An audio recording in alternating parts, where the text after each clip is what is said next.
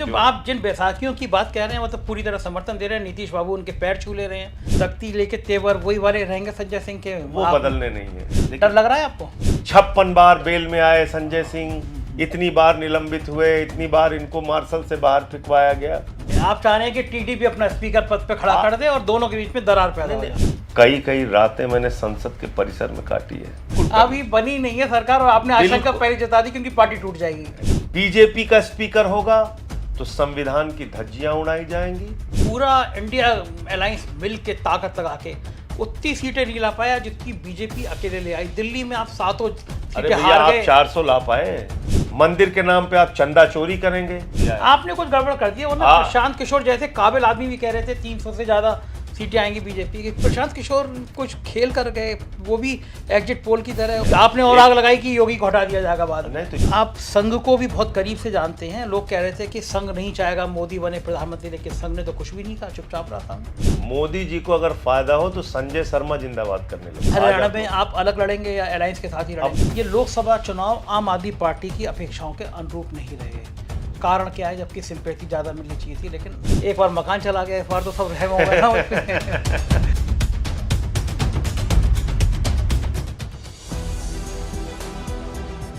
नमस्कार, मैं हूं संजय शर्मा। आप देख रहे हैं 4 PM न्यूज़ नेटवर्क।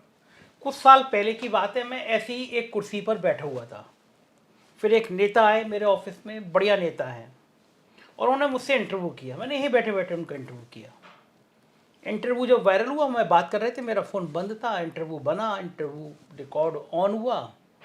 मैंने देखा मेरे फ़ोन पे 9-10 मिस कॉल अलर्ट आए। उस पर लिखा हुआ था राज्य संपत्ति अधिकारी उत्तर प्रदेश। मुझे लगा कि रात में इन्हें क्या जरूरत पड़ गई। वो नेता का इंटरव्यू वायरल होने के बाद लगातार कॉल क्यों आ रही? मुझसे उन्होंने कहा कि आपको एक सरकारी मकान मिला हुआ है। उत्तर प्रदेश में पत्रकारों को सरकारी मकान दिए जाते हैं, सैकड़ों पत्रकारों पे अभी भी मकान है। मैं कहा है? उससे बोले कि ऊपर से कहा गया है कि तत्काल मकान खाली कर दीजिए। मैंने कहा अचानक ऐसा क्या हो गया कि आप मुझसे मकान खाली करने को कह रहे हैं? उन्होंने कहा मैं बड़ा छोटा सा कर्मचारी हूँ, मुख्यमंत्री कार्यालय ने कहा है कि आपने शायद कोई इंटरव्यू दिया है।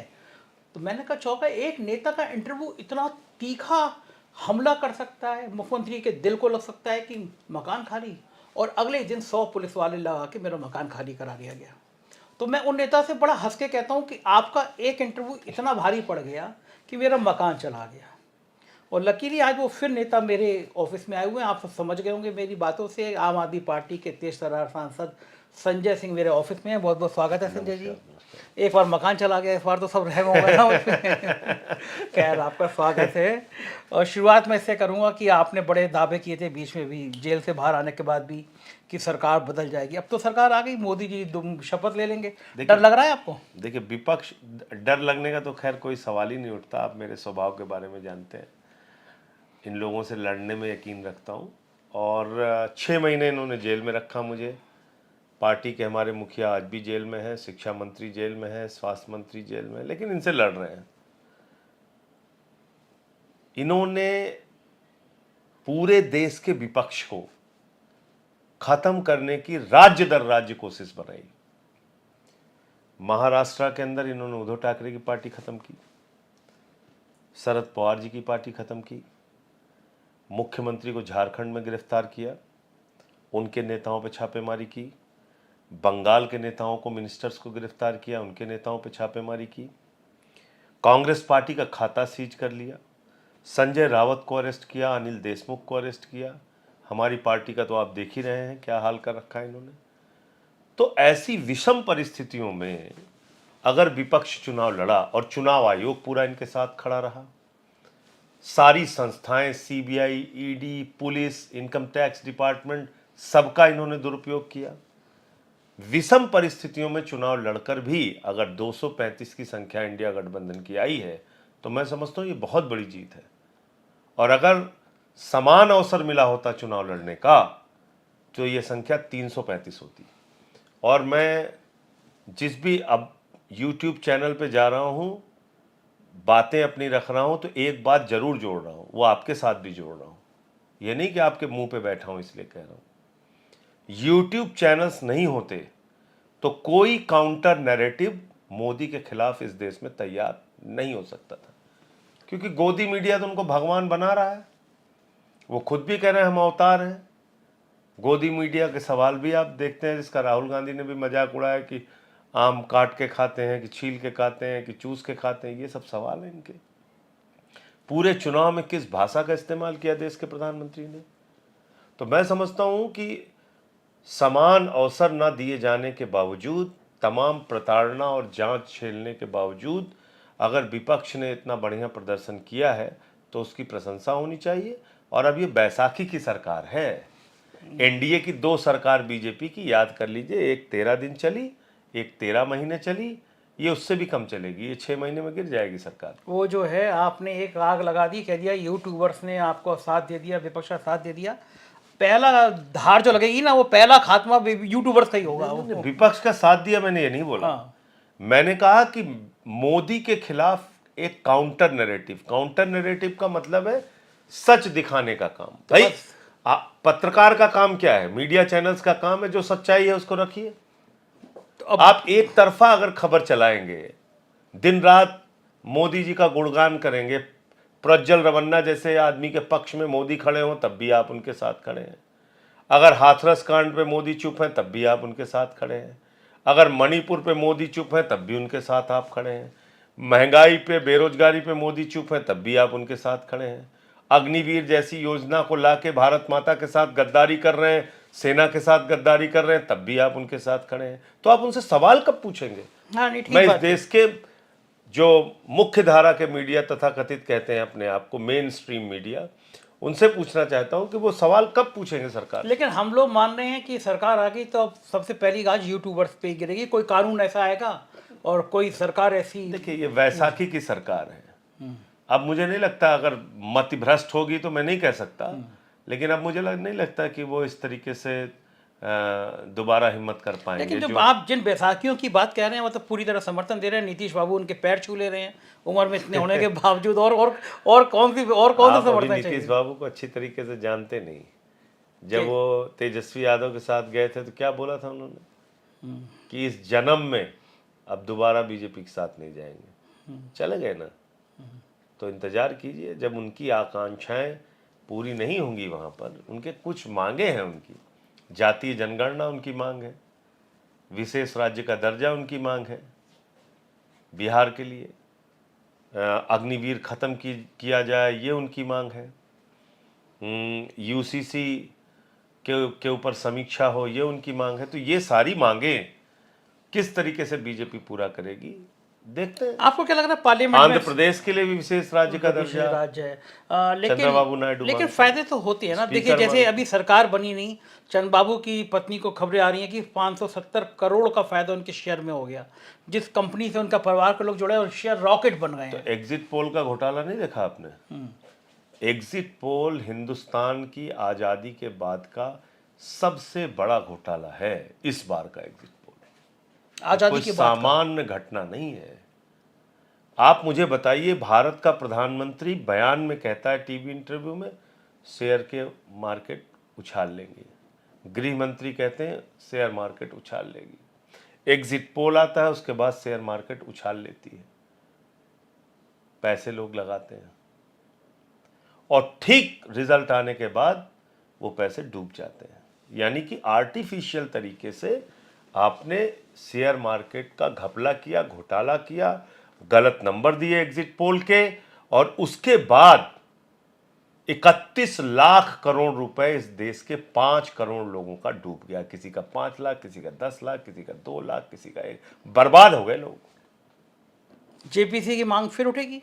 तो इसमें जेपीसी की मांग राहुल गांधी जी ने उठाई है, हम लोग उसका समर्थन करते हैं। फिर संजय सिंह तख्तीले के नारे लगाते हुए नजर आएंगे। जांच होनी चाहिए, क्यों नहीं होनी चाहिए? आपका वही तेवर देश के 5 करोड़ लोगों का पैसा डूब गया तो उसकी जांच होनी चाहिए।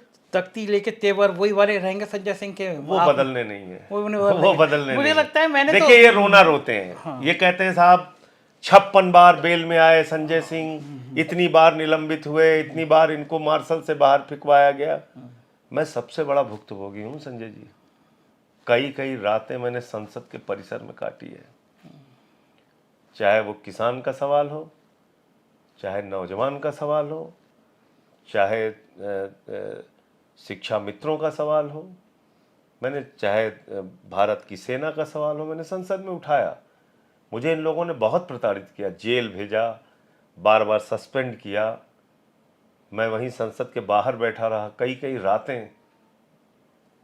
तो लेकिन आगे फिर उसी तरीके से लड़ेंगे। इसलिए मैं कहता हूं कि स्पीकर का पद जो है वो इस बार बहुत महत्वपूर्ण होने वाला है। क्यों? ये एनडीए के घटक दलों को भी समझना चाहिए। क्यों?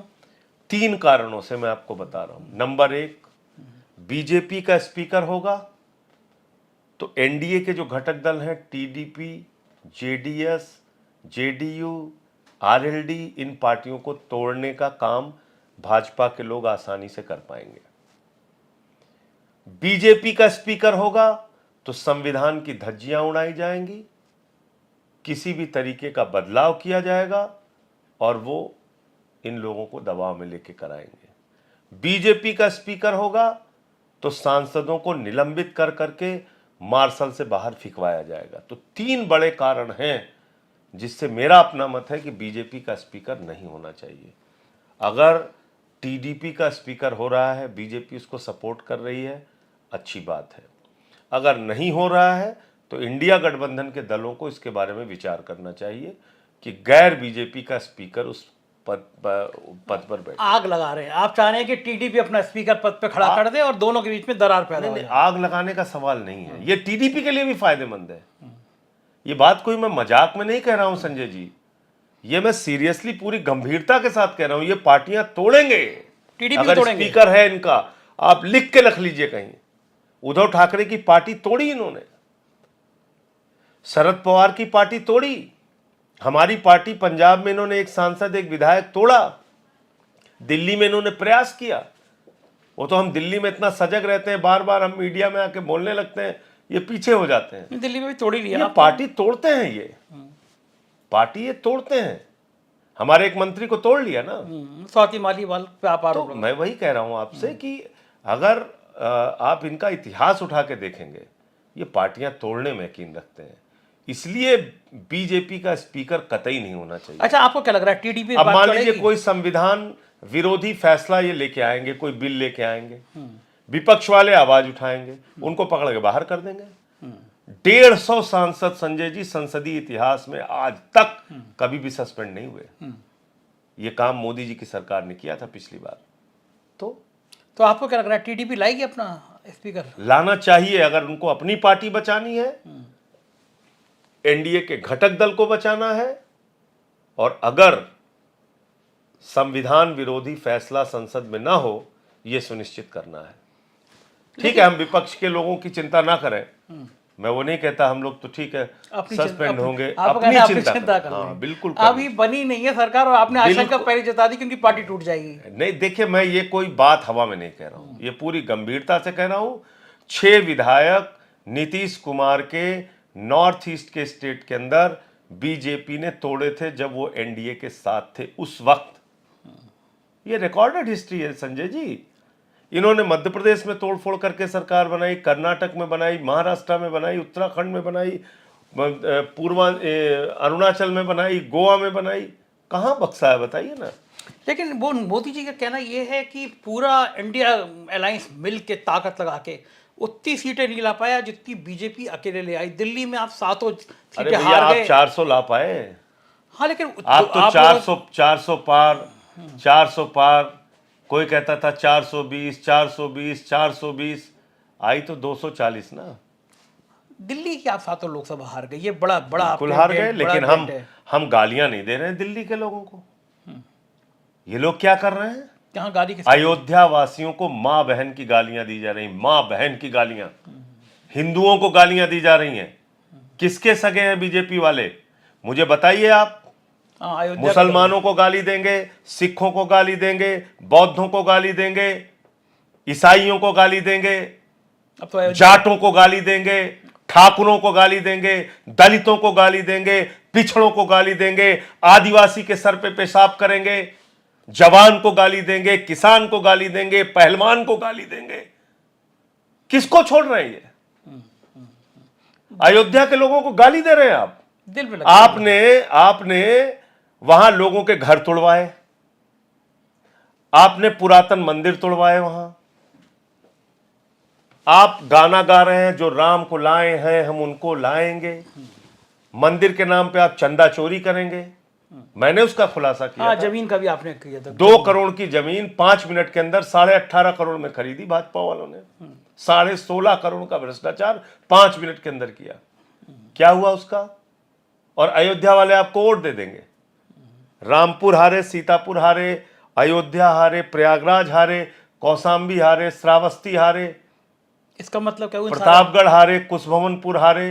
तो आपके इन सबको जोड़ने का क्या मतलब है? जितने भी तीर्थ स्थल उठा के देख लीजिए, सब जगह आ रही हैं। तो रामपुर से कहाँ से आपने जोड़ दिया? नहीं, रामपुर में भगवान श्री राम का नाम तो है। अच्छा, नाम। अच्छा, बाकी आपने जोड़ दिया राम जी के, सीता जी के कहीं ना जोड़े, और रामपुर में राम का नाम। नहीं, भगवान राम का नाम है, वहां भी आ रहे हैं। कॉम्बिनेशन आप लोग अच्छा बना देते हैं, उनको जब घेरना होता है तो आप कॉम्बिनेशन। घेरना नहीं है, सच्चाई है। भगवान श्री राम ने इनको संदेश दिया है। आपने कुछ गड़बड़ कर दिया, वरना प्रशांत किशोर जैसे काबिल आदमी भी कह रहे थे 300 से ज्यादा सीटें आएंगी बीजेपी की। कुछ तो गड़बड़ किया आप लोगों ने। प्रशांत किशोर से मेरी बात भी हुई थी। मैंने उनको बोला था कि ये जो आपका आकलन है ये ठीक नहीं लग रहा मुझे। क्या बोले फिर वो आपसे? नहीं, वो अपना तर्क दे रहे थे। क्यों? प्रशांत किशोर कुछ खेल कर गए, वो भी एग्जिट पोल की तरह। ये सब मैं नहीं कुछ कह सकता। आप जानते हैं, बगैर प्रमाण के कोई बात कहना मेरे लिए ठीक भी नहीं है, और मैं ये सब बातें नहीं कहूँगा किसी के बारे में। लेकिन सर्वे के मामले में ऐसी गड़बड़ी अगर उनसे हुई है तो इसका जवाब वही दे सकते हैं। हाँ, वो तो कह रहे हैं, मतलब अब तो थोड़ा एक्सक्यूज कर रहे हैं, लेकिन सभी कर रहे हैं। प्रदीप गुप्ता तो रोने लगे थे। 2 बड़े चुनाव आने। देखिए, प्रदीप गुप्ता का जो सर्वे आया था, उसी दिन मुझे लगा कि ये तो खुद ही चाह रहे हैं कि इनका मजाक उड़े। बुरा मत मानिएगा। जहां पे 5 सीट है वहां आप 6 सीट दे रहे हैं लोक जनशक्ति को। वो लड़ाई 5 सीट पे है। चिराग पासवान, उसको आप 6 सीट दे रहे हैं। उत्तराखंड में है 5 सीट, आ रही है 6 सीट। हिमाचल में है 4 सीट, आ रही है 8 सीट। हरियाणा में 10 सीटें हैं, 19 सीटें दी जा रही हैं। राजस्थान में 25 सीटें हैं, 33 सीटें दी जा रही हैं। एक चाणक्य का सर्वे है, आप देखेंगे। मैंने एग्जिट पोल के पोल खोल वाली प्रेस कॉन्फ्रेंस में उसका जिक्र भी किया था। चाणक्य के सर्वे में 37% वोट शेयर तमिलनाडु में। हाँ। बताइए आप। 27% वोट शेयर केरला में। तो ये क्यों किया गया एग्जिट पोल ऐसा? ये वही मैं कह रहा हूं, इसकी जांच होनी चाहिए। ये शेयर मार्केट का एक बहुत बड़ा घोटाला है। इसके पीछे और कोई कारण मुझे नजर नहीं आता। संजय जी, उत्तर प्रदेश के आप मूलतः रहने वाले भी हैं, उत्तर प्रदेश आके आप प्रभारी भी रहे हैं। उत्तर प्रदेश में ऐसी फजीयत क्यों है? उत्तर प्रदेश में आपसे भी बात हुई थी पहले, मैंने आपको बोला था 40-40 सीटें रहेंगी, तो 43 आई। कारण क्या है? क्यों इतनी इनकी फजीयत हो गई? पिछड़ों, दलितों, आदिवासियों, अल्पसंख्यकों का अपमान जो पार्टी एक नहीं लगातार करती जाएगी, संविधान को बदलने की कोशिश करेगी, आरक्षण को खत्म करने की कोशिश करेगी, तो ये जवाब मिलेगा। आपने विश्वविद्यालयों में चुन चुन के आरक्षण खत्म किया। कहीं 1 सीट निकाली, कहीं 2 सीट निकाली, आपने आरक्षण खत्म किया। आपके नेता खुलेआम कहते रहे, लल्लू सिंह ने कहा था संविधान बदल देंगे, तो बदल दिया ना जनता ने उनको। आप कौन होते हैं भाई संविधान बदलने वाले? ज्योति मिर्धा ने कहा संविधान बदल देंगे, अनंत हेगड़े ने कहा संविधान बदल देंगे। हाँ, वो मुद्दा लगता है। आंध्र प्रदेश के एक सांसद ने कहा संविधान ये मुद्दा काम किया उत्तर प्रदेश में। बिल्कुल किया। दिया कुमारी ने कहा संविधान बदल देंगे। संविधान के अलावा एक मुद्दा और काम किया। आप भी क्षत्रिय हैं, और क्षत्रियों के ग्रुप ने ये लगा कि योगी हटा देंगे। आपने और उसमें माचिस लगा दी कि 2 चीजें हैं। आपने और आग लगाई कि योगी को हटा दिया जाएगा बाद में। नहीं, तो योगी को हटा दिया जाएगा मुद्दा चला, लोगों के मन में गया। और दूसरा, क्षत्रियों के बहू बेटियों को भी तो गालियां दी इन्होंने, नहीं दिया क्या? रूपाला जी जो केंद्रीय मंत्री ने। तब आप किसके सगे हैं ये तो बता दीजिए। अच्छा, मैं तो भाजपाइयों से पूछता हूं, तुम सगे किसके हो? वो अडानी अंबानी के खिलाफ भी मोदी जी एक सभा में बोल गए। बाद में उनको गलती का एहसास हुआ तो चुप हो गए। उस समय क्यों बोले होंगे? वही बता सकते हैं। बात तो सही। मैंने कहा किसी के सगे नहीं है। आपने जो कहा था, किसी के भी सगे नहीं है। आपने जो कहा था कि योगी को हटा देंगे, पार्लियामेंट में, वो सदन में, पार्लियामेंट में गलत बोल रहा हूँ, जिस समय एनडीए की बैठक चल रही थी उस समय योगी जी मैंने उस पर ट्वीट भी किया है कि भाई देश के सबसे बड़े सूबे के मुख्यमंत्री हैं योगी आदित्यनाथ। उपेक्षा सी की विचारों की, देखा तक नहीं, उपेक्षा नहीं, देखा तक नहीं।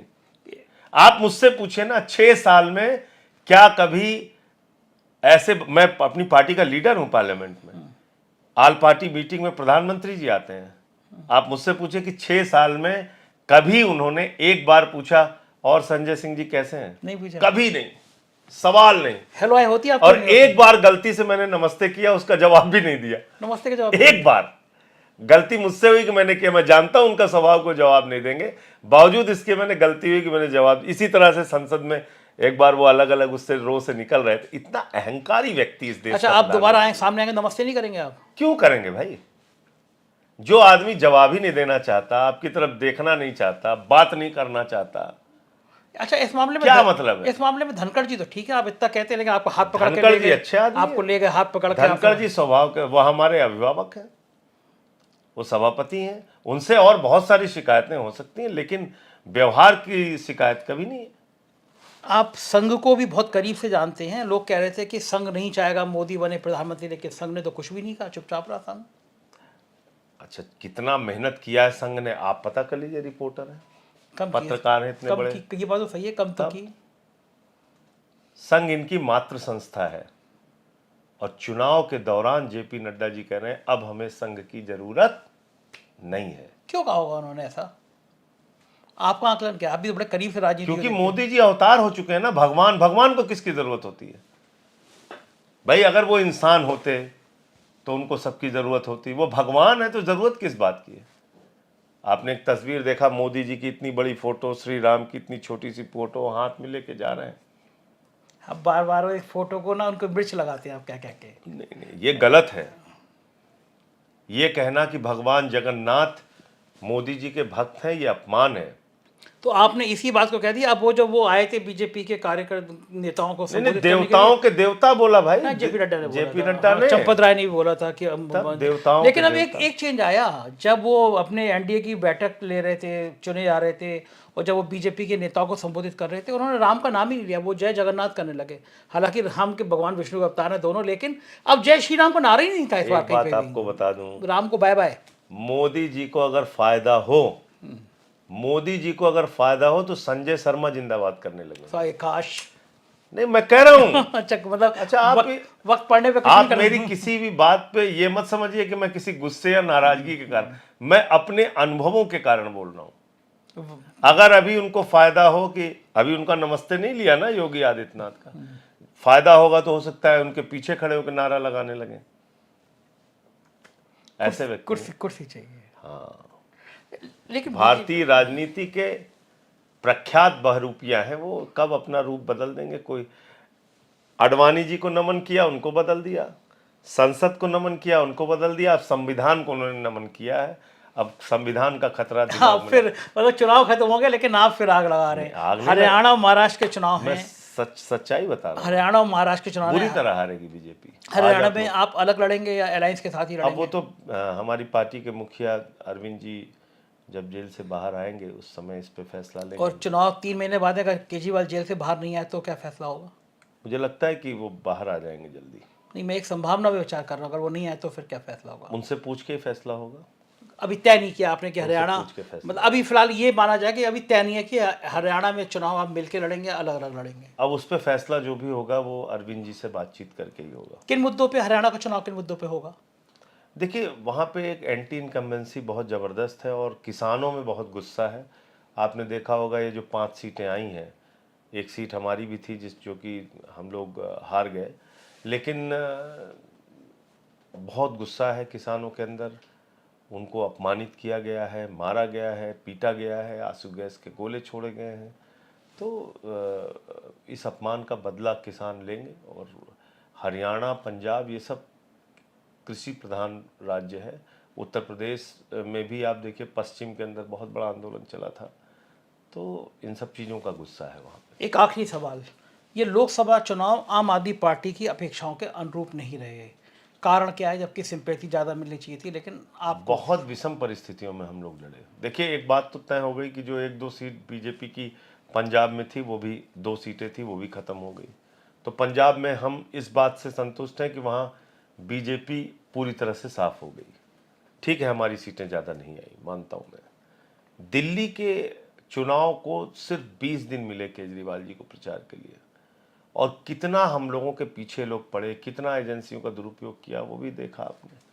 लेकिन हम जनता को गाली नहीं देते, हम अपना आत्मावलोकन करते हैं, जहां गलती हुई होगी उसकी समीक्षा करके आगे काम करेंगे, बढ़ेंगे। कोई संदेश जो आप 4 PM के माध्यम से देना चाहते हो? नहीं, मैं समझता हूं कि ये भारत के लोकतंत्र की बहुत बड़ी खूबसूरती है और मैं इस बात से खुश हूं कि भारत ने फिर से एक बार संदेश दिया कि हम अलग अलग जातियों, अलग अलग धर्मों, अलग अलग भाषाओं में रहकर भी विविधता में एकता वाले देश हैं। हम पाकिस्तान नहीं हैं, हम तालिबान नहीं हैं, हम हिंदुस्तान हैं। बहुत बहुत शुक्रिया संजय सिंह जी। तो ये थे संजय सिंह जी, और ये अपने जिस तीखे तेवरों के लिए जाने जाते हैं उसी तीखे तेवरों में उन्होंने बात करी और बता दिया कि भारतीय जनता पार्टी को किन किन मुद्दों पे घेरेंगे। हमें उन सीन का फिर इंतजार है। संसद में पिछली बार जब प्राइम मिनिस्टर के सामने संजय सिंह ने नारे लगाए थे और हमने हंसते हंसते कहा था अब इनका जेल जाना तय है, क्योंकि प्राइम मिनिस्टर को मुंह पे इस तरह किसी ने कोसा नहीं था। लेकिन तेवर अभी भी हैं वही हैं, जेल जाने से डर नहीं रहे हैं। तो जाहिर है कि संसद की अगली तस्वीर और अच्छी होगी। कैसी लगी बातचीत बताइएगा जरूर। चैनल को ज्वाइन और सब्सक्राइब करिएगा। शुक्रिया, थैंक यू।